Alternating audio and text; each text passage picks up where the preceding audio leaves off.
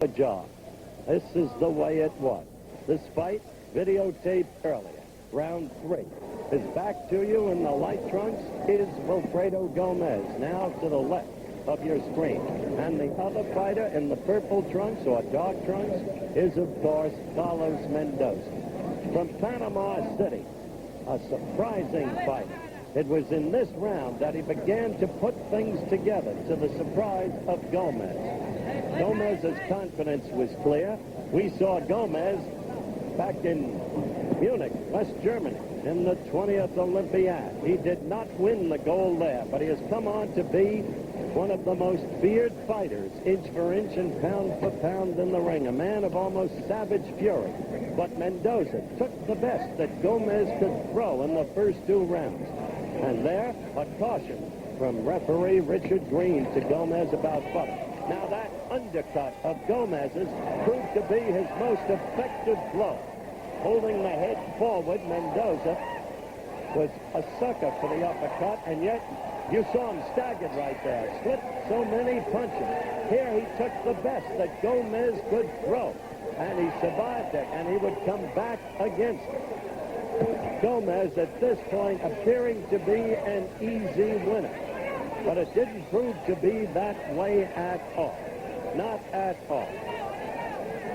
This was the 3rd round. You saw that uppercut thrown with the right and then with the left. Gomez, one of the few fighters who can throw. Now you see Mendoza coming back, using the left jab, getting off the rope. Gomez, one of the few fighters who can uppercut effectively with either hand. Now, there was Gomez backing off to take a break. One suspected he might be growing arm weary at that point. He had thrown so many punches. Mendoza simply refused to buckle under. Then, the 3rd round finally would come to an end. Mendoza would come out for the 4th round, which we will show you. Taking the pummeling right there was Mendoza. This was round 3. Remember, videotaped earlier. Here in Las Vegas, Nevada, the Super Bantamweight Championship of the world at stake. You just saw Mendoza get in a good left. After all the beating he had taken, he was coming back, getting the left in there against Gomez, who had to have been surprised at this point, anticipating an easy victory. But the little Panamanian had won 24 of his last 25 fights, had in his record fought 5 different champions. Tough cookie. The 3rd round ended.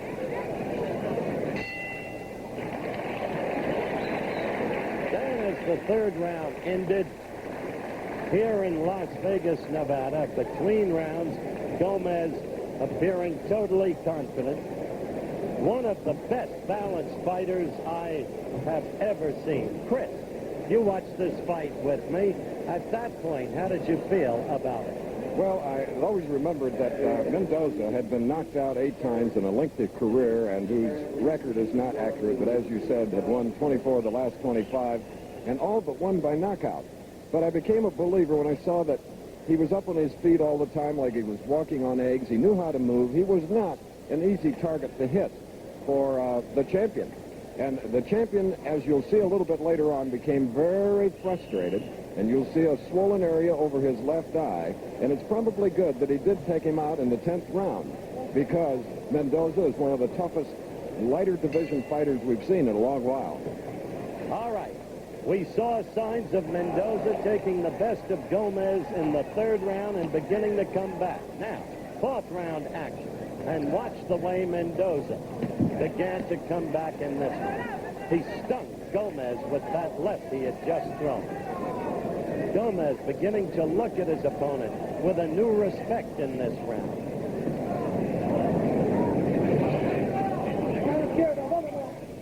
Remember that this man, Gomez, has had 26 fights, 25 victories, 25 KOs, 1 draw. But right there, you saw Mendoza beginning to get combinations in against Gomez. And it was then that we first began to see a puffiness over the left eye and around the left eye and the upper left cheekbone of Gomez. Mendoza see him staying out of range. Gomez trying to work to the midriff to weaken Mendoza and bring his guard down. As you see the graphic, and as we have told you, this was videotaped earlier. Fourth round action.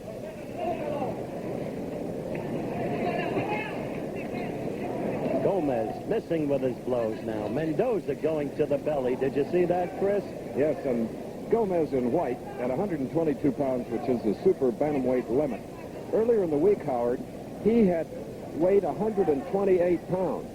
So we thought at this point that maybe, because he had to shed 6 to get the limit in a championship fight, that he was weak. But he punched himself out, as we both know. And a Mendoza, just a tough bantamweight. Well, what you viewers just saw was Gomez pinioned against the ropes and Mendoza hitting him with combinations, clearly winning the fourth round. And after the fourth round was over, going into the middle rounds, Mendoza held his own and more. Most of us had the fight even going into what turned out to be the final round, but we will see for ourselves what happened.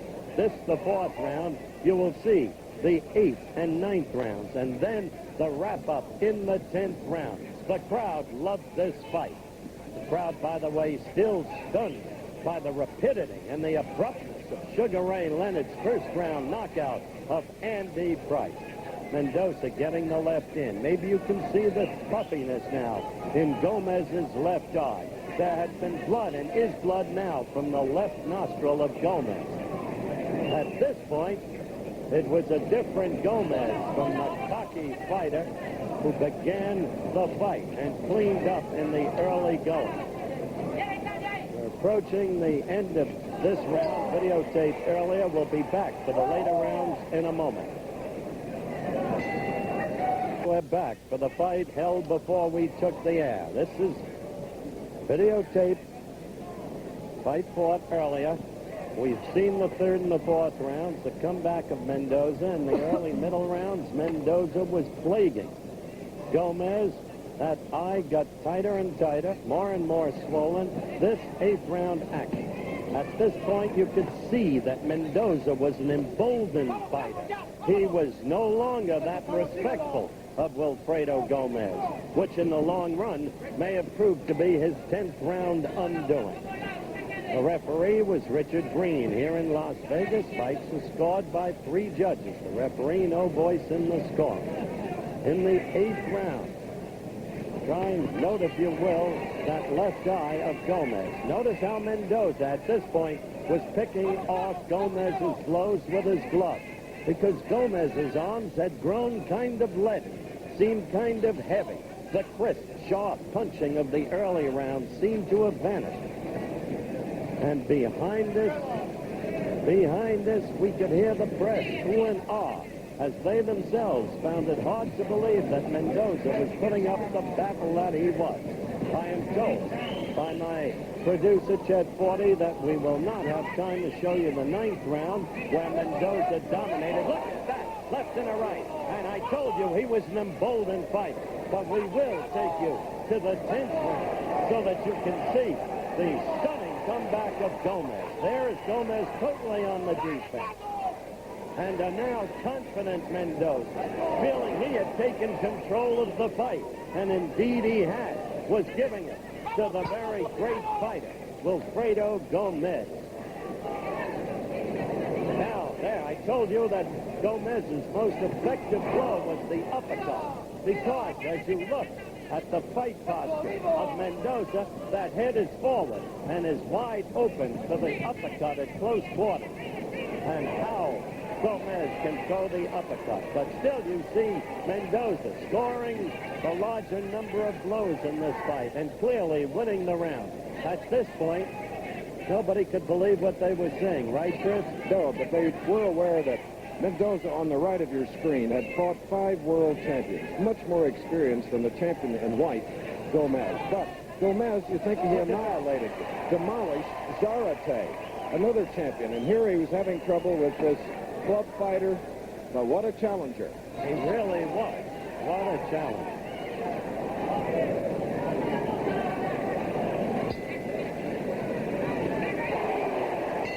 What a right there. Here's slow motion of Mendoza.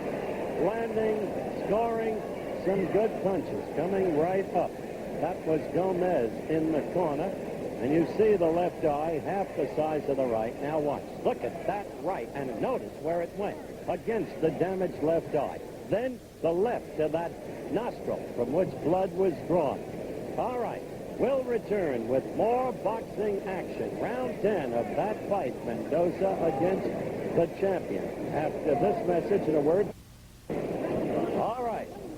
This was the start of the 10th round. At this point, my unofficial scorecard had Mendoza ahead by a point.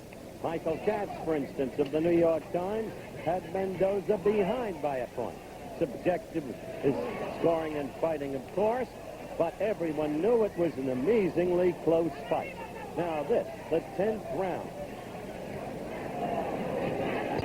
Watch closely because, as I said earlier, Mendoza had become a confident fighter, maybe too bold, and that may have been his undoing because Gomez is so very great indeed. Now, right there, a little bit of apparent controversy. A suddenly developed slit in the back of the glove. Everlast glove, of course. See that? The finger went into it. There it was. Now the slit had become a hole, and they elected to do nothing about it. Richard Green tried to push it down partially. And that was the turning point of the fight. Because what?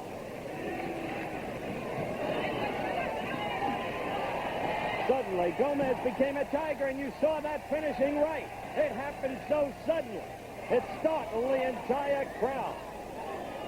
Mendoza getting up. Richard Green checking the glove. Blood coming from Gomez's left nostril. But now Mendoza was ready to go. He had felt the full, savage fury of the fists of Wilfredo Gomez. It had taken until the 10th round, at a time when Gomez seemed the more weary, but drawing upon his inner resources, fired away relentlessly. And there was the right, and then the left. But the right in there first did the heavy work, as it did on the first knockdown. And this was it. He was game, but the legs were rubbery, the eyes were glazed, and Richard Green was ready to stop it, elected not to, but right here, defensive against the 4-strand rope designed for the protection of the fighter. Gomez was at Mendoza again. So they had 2 knockdowns in the fight. And Richard Green, one would wish that he would have stopped it here and now. He still let Mendoza go on. Gomez pummeling him at will. Mendoza staying upright on incredible nerve alone. Finally, the referee stopped the fight. A 10th round TKO just before the round would have ended. Now we're going to show you in just a couple of seconds. We'll be showing you there was Gomez receiving the victory, and he was a tired Gomez who had again punched himself out, Christopher. No question about it. But he was happy to have this one under his belt. He really was. His corner, I've never seen such a worried corner because they knew that he had thrown his best punches from both sides of that bantamweight body at 122 pounds, and it had to be somewhat depleted by dropping that weight over a 2-day period, Howard. But he knows only one thing. As he has often said, when I get in the ring, I don't read the rule book, I just fight. Because he had some low blows. He throws them from everywhere. But what's next for him now? Would it be Danny Little Red Lopez? I believe so. Little Red is here tonight, right. I think, for the very purpose of scouting Gomez. Now, here in slow-mo, the first knockdown. Look at that right. And the left missed, but it wasn't needed. And that was knockdown number 1. This was knockdown number 2. Mendoza missing. The right did it. The left finished it off. And so it was a